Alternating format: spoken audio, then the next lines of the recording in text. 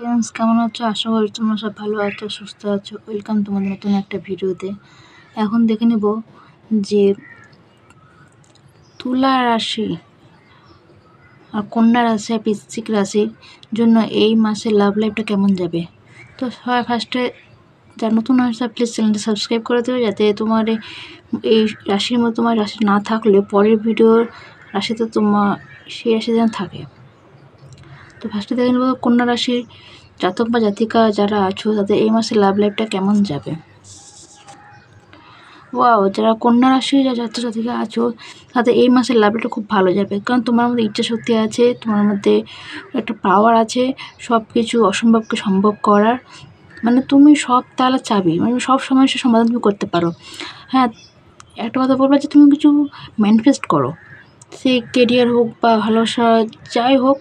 Universe বলে তুমি তুমি ম্যানিফেস্ট করো তাহলে সব সমস্যার সমাধান হয়ে যাবে। আর ঈশ্বর কিন্তু তোমার সাথে আছে, ঈশ্বর তোমার আশীর্বাদ তোমার উপর কিন্তু আছে এই সম্পর্কের উপর। তো এটাই বললো যে তুমি যেটা নিয়ে ভাবছো বা সম্পর্ক হোক বা কেরিয়ার ম্যানিফেস্ট করো তাহলেই হবে। তো এখন দেখে নেব যে তুলা রাশি যারা জাতক জাতিকা আছো তাদের এই মাসে লাভ লাইফটা কেমন যাবে। তুলা রাশির জন্য এই মাসে লাভ লাইফটা অত ভালো যাবে না, কারণ সময়টা অত ভালো না। কারণ তুমি যে কাজে করবে একদম ফেলিয়ার হবে। মানে তুমি হয়তো কারো হেল্প পেতে পারো, কিন্তু সম্পর্কতে অন্য সিচুয়েশন বা ঝগড়া ঝামেলা হতে পারে।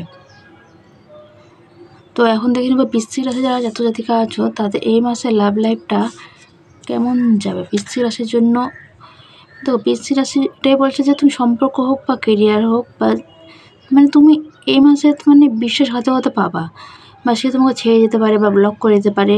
তো এই মাসে তোমার লাভ লাইফটা একদম ভালো যাবে না।